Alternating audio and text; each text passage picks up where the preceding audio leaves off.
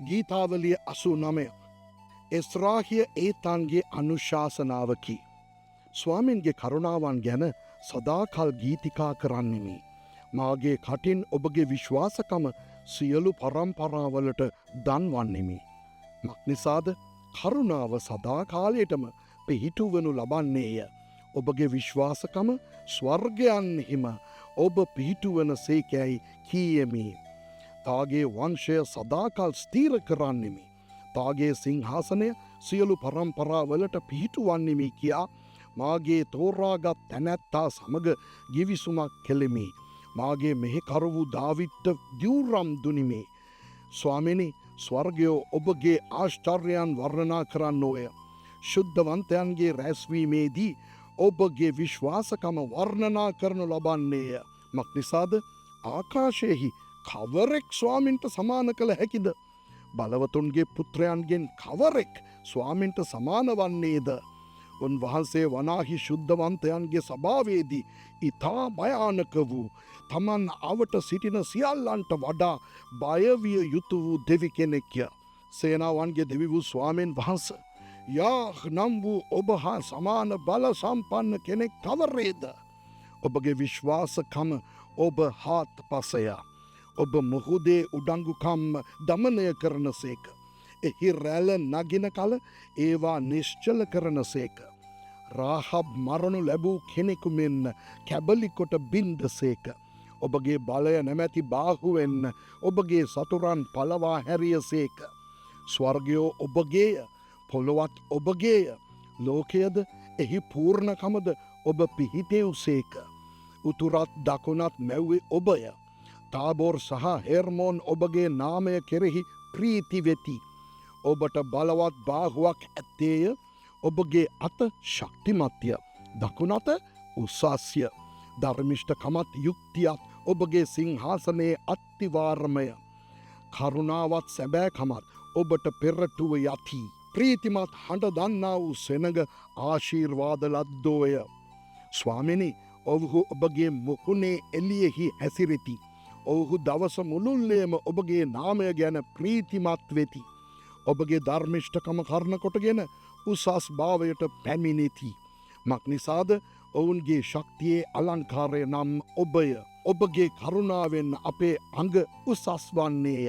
මක්නිසාද අපේ පලිහ ස්වාමින්ටත් අපේ රජ්ජුරුවන් ඉශ්‍රායල්ගේ ශුද්ධ තැනැන් වහන්සේටත් අයිතිය. ඔබගේ ශුද්ධවන්තයන්ට ඔබ දර්ශනයකින් කතාකොට උපකාර කිරීමේ භාරය බලවන්තයෙකුට පැවරුවෙමි. සෙනග අතරෙන් තෝරාගත් කෙනෙකු උසස් කෙලෙමි. මාගේ මෙහෙකරුවු දාවිත් සොයාගෙන මාගේ ශුද්ධ තෛලයෙන් ඔහු ආලේප කළෙමි. මාගේ හස්තය ඔහු සමග ස්ථීරවන්නේය. මාගේ බාහුවද ඔහු ශක්තිමත් කරන්නේය.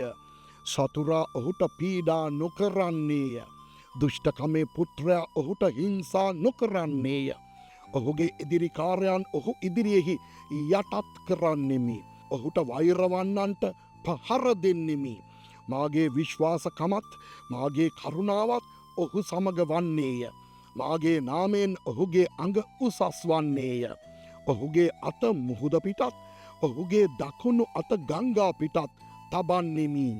ඔහු මට මොරගසා, ඔබ මාගේ පියානෝය, මාගේ දෙවියන් වහන්සේය, මාගේ ගැලවීමේ පර්වතයයි කියන්නේය. මමද ඔහු මාගේ කුළුඳුලා කොටද පොළොවේ රජුන්ට උත්තමයා කොටද තබන්නෙමි.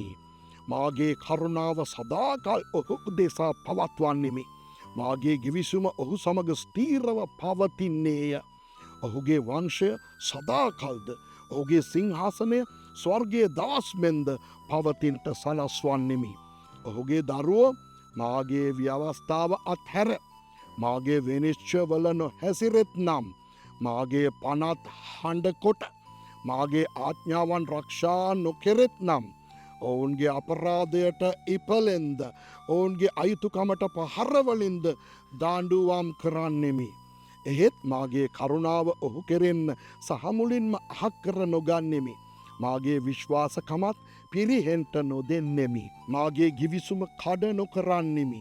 මාගේ තොල්වලින් නික්මුණු දේද වෙනස් නොකරන්නෙමි.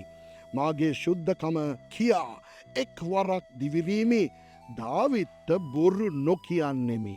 ඔහුගේ වංශය සදාකල්ද ඔහුගේ සිංහාසනය මා ඉදිරියෙහි සූර්යා මෙන්ද පවතින්නේය. එය චන්ද්‍රයා මෙන්ද ආකාශයෙහි විශ්වාසය සාක්ෂිය මෙන්ද සදාකල් පිහිටුවනු ලබන්නේ යැයි කීසේක. එහෙත් ඔබ පහකොට එපා කළ සේක. ඔබගේ අභිෂේකලත් තැනැත්තා සමග උදහස් වූ සේක. ඔබගේ මෙහෙකරුවාගේ ගිවිසුමට ඔබ පිළිකුල් කළ සේක. ඔහුගේ ඔටුන්න බිම හෙලා දූෂණය කළ සේක. ඔහුගේ සියලු වැටවල් ඔබ බිඳ හෙලූ සේක. ඔහුගේ බලකොටු ඔබ විනාශ කළ සේක. මග යන සියල්ලෝ ඔහුගෙන් කොල්ල කති. තම අසල්වාසින්ට ඔහු නින්දා භූමියක් වී සිටි. ඔබ ඔහුගේ දිරිකාරයන්ගේ දකුණත උසස් කළ සේක. ඔහුගේ සියලු සතුරන් ප්‍රීති කෙරෙව් සේක. එසේය ඔබ ඔහුගේ කඩු මුවාත නැමූ සේක. සටනේදී ඔහුට කෙලින් සිටින්ට නූදුන් සේක. ඔහුගේ දීප්තිය ඔබ කෙලවර කළ සේක. ඔහුගේ සිංහාසනය බිම හෙලූ සේක. ඔහුගේ යෞවන දවස් ලුහුඩු කොට ඔහු ලැජ්ජාවෙන් වැසූ සේක.